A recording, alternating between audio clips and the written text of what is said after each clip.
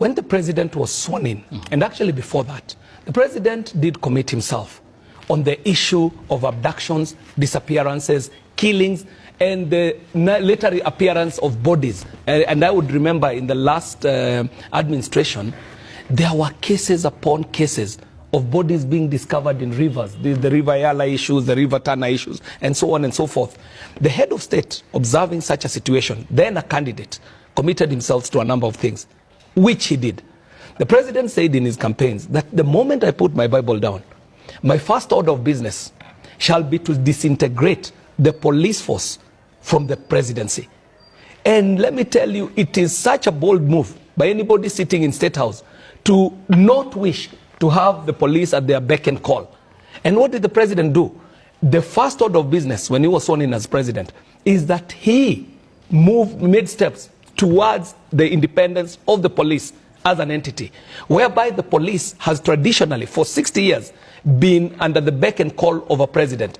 This president is seeking for the independence of the police, the independence of judiciary, so that each and every single arm of government would be able to do what job it has been required to do. Because even these abductions that we talk about, did not start in this administration. There has been a history of a very dark history, even in the recent past, of abductions. And so there must be steps taken towards alleviating that. You talked about the delinking of the operations of the police from the presidency. But then how comes Kenyans were killed during the protests? And more than 60, according to the Kenya National Commission on Human Rights, more than 40 bodies were found in Kware here in the county of Nairobi, and their killings and abductions is still going on. So, I mean, still, there's no break from the past, It's not a denial that, that people died. The question here lies, is anything being done about it? So the point I'm asking you is, why then, Honorable Kerry? Would you allow me to say that that has nothing to do with the delinking? I won't allow this to pass.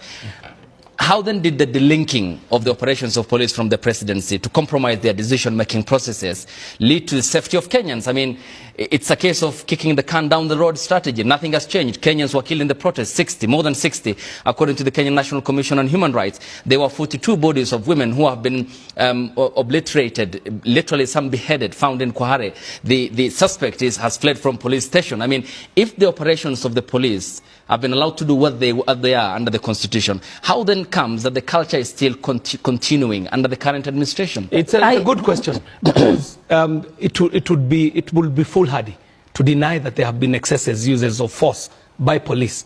And it would even also be speculative to wonder what it would have been if this delinking of the police had not happened. Because we've had situations where Kenyans have gone to protest. The Honorable Onyonka and I were involved very intimately in what happened between 2007 and 2008. And I can tell you there is a great departure from even police operations in handling crowds and mobs.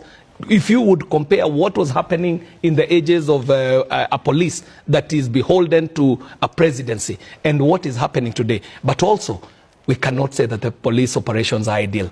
They're not yet.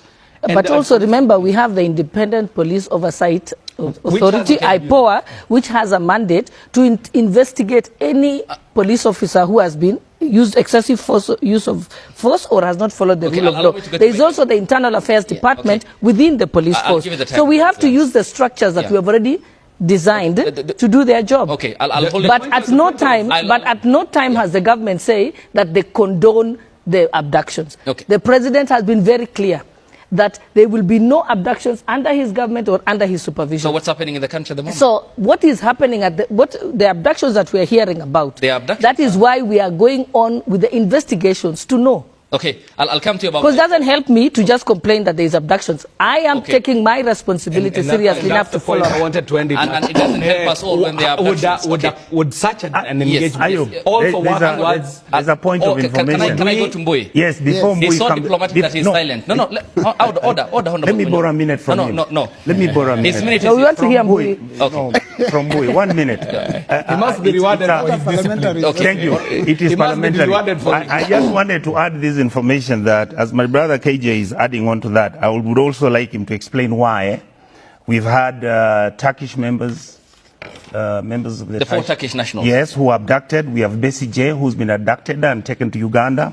I have Maria Serungi was being arrested the other day, and many other cases where internationally now Kenya has become a state where individuals who could be running away from human rights violations from other countries are actually being abducted. I want him to explain to us, does he think the president knows that this is what is happening because it's borders on national security? And if the president doesn't know, what does he think the president needs to do? Okay, I'll come to that point. Yes, Honorable Mbui. Yeah, thank you for being so displeased. Yeah, thank you. You know, this conversation, I think what I'm noticing here is that many of the comments coming from Kenya Kwanza team here is that we are refusing to take responsibility. I mean, yes, it's true. The president has said he's allowing the budget to go to the police force directly, or rather the police service directly. But you remember, when we had demonstrations, the current DP, who was then CS Interior, he was very categorical. He said, you attempt to get to the streets, we'll deal with you. But then when people are shot, he also immediately says, you know, that was not me, that was not on me, that was the police. So you give police instructions, but when they do anything that is excessive, you run away from it. I mean, I've had members here, and I'm shocked when someone says we are sensationalizing the issue of abductions. But you know, you tell that and remember that, you know, some of our viewers are parents, relatives and friends of people who have been abducted and children, young children who have been killed. As we are talking, and the Deputy Speaker said, you know, there was, I think, 7 cases, 6 have been sorted out. From Mlolongo, which is now a part of Mount Kenya South, there's 4 that are still missing up to now. So, I mean, the numbers, we are also reducing the numbers. The reality is that abductions are going on, and it's something that we need to address. You know, Deputy Speaker here says, you know, I'm not Deputy Speaker when I'm here, but, you know, that's what I think we need to deal with, because even before the impeachment of Rigathi Gachagua, she was Deputy Speaker, but spoke about it in a public function. Before and even afterwards, when she said, you know, the president gave us instructions, we did it. So you must always take responsibility for the office that you hold, whether in office or outside office. And I think that's really important. Now, when you talk about who is responsible for abductions, first and foremost, the state is responsible for the security of every Kenyan. Now, the people that have been abducted, if you look at their history, notice they are very active on social media. 2, they are very critical of the government.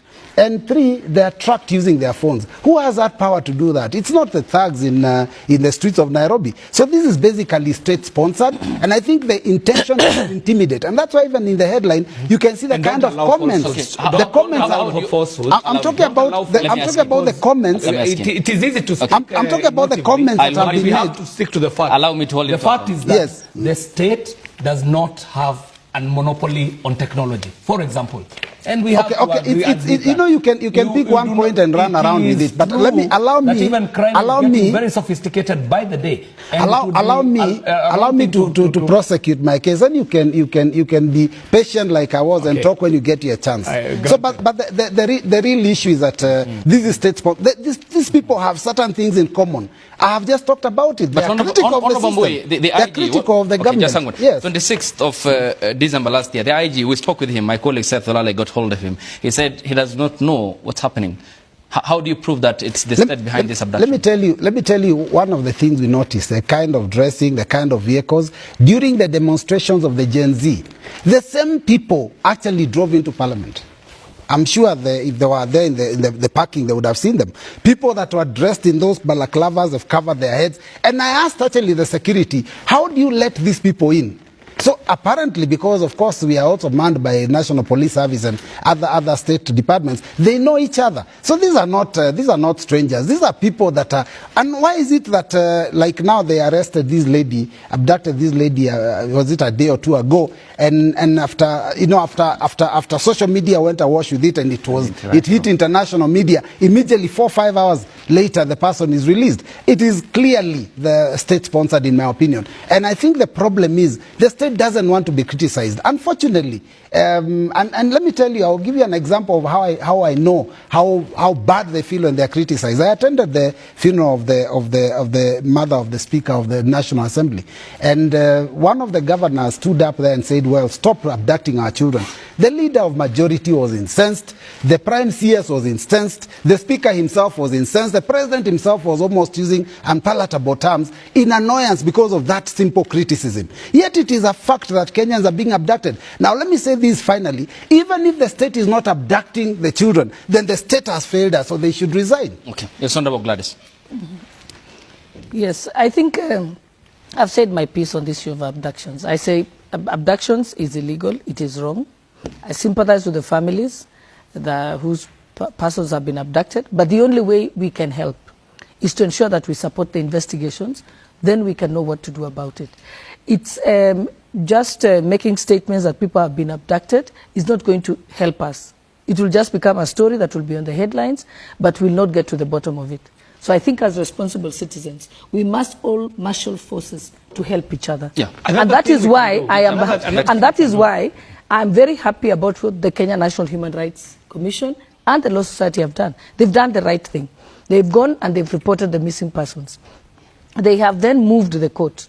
The court has given orders directed at the IG and had asked for an update. And like I said, the update has been given to the court. And the court has said, we want to know that one person who's still missing. So for each person who's missing, we must report them. Okay. I love another thing we can do. Let me finish. I'll come to you. I'll come to you. So, but Honorable Gladys, then, what does the government know about abduction or the abductions in the country? That's what I'm saying. The way to know what the police know about it, like I said, I am following what is... Due process. Yes, the due process. Okay. That is how you get to the bottom of it. And then you cannot also talk about abductions blanket form. Maria Sarungi, the Tanzanian, yes, has now been found. And when she comes forth, it is what her statements that she will make, what she will say she knows, and other further investigations that will tell us to get to the bottom of it, so that we know who is involved in these abductions. But it has to be on a case-by-case basis. So we encourage Kenyans to report missing persons. That is the way we can get to the bottom of it. It's no good to make a press statement about it or speak generally about it. But any Kenyan who somebody in your family is missing, please report it. Okay. Also, you help with investigations, like investigating a murder. When a murder happens, the only way you get to the bottom of it, all the people who are around the person are interrogated, the people who live with the person are interrogated, the last person if the person had been to a restaurant, all the waiters are interrogated and give statements. Okay. That is the way we investigate all crimes, not just abductions. Yeah, whether it's murder, whether it's assault, that is the way you investigate it. And Honorable Gladys, then, why is the seriousness in the level of our investigations? Leslie Muturi recorded statements in June last year. What has been happening for the past 6 months? I did not know that he had actually made a report on that investigation. Okay. And if he has made the report, then investigation must be ongoing. So what we should be demanding... For 6 months without answers? No, I'm just saying, now that you've told me that investigation have been made, what you should be doing even as the media is going to the police station where he made his statement. We should be asking that particular police station where he reported to give us a report on their investigations. Okay, he did record it. And one final question on her. I'll come to KJ and then Senator. We have some 18 minutes. Still have some time. And Honorable Shollei, because it seems we are in an echo chamber where a lot of statements are made in silos. I mean, the confusion around this entire critical talk about abductions. Then what did the president know when he said he will end abductions in the country? He said that his government does not condone abductions of Kenyans. It's an illegality. That was his statement, and he's disassociated himself from it. And that is why I'm saying is that is why, in fact, right now, what we should be asking as Kenyans is for the Inspector General of Police to give us statistics on the number of missing persons across the country that have been reported to the various police stations. And then to see he gave that before Parliament. 59 is the number last year. Last year, yes. Yes. And I'm saying, as we are saying that there is an increased number, we should be asking that now. And I think it's one of the issues that in that particular court case that I'm following up, is one of the issues that has been raised, is that let's know how many missing persons As you follow up on that court case, the matter of the 7 Kenyans, 6 now released, would you also mind being the woman MP for the president coming from Uasin Gishu County to pick up with him as to the commitment he made, as to what he knows about these abductions and the pledge he made, and to what extent this has been fulfilled? I think for me, like I said, the reason why we have structures and institutions and independent institutions within the country is that they are responsible. I have access to the Inspector General of Police, and I can ask that question. I have access to Law Society that is pushing this issue. I think that is something that is squarely in the hands of the Inspector General.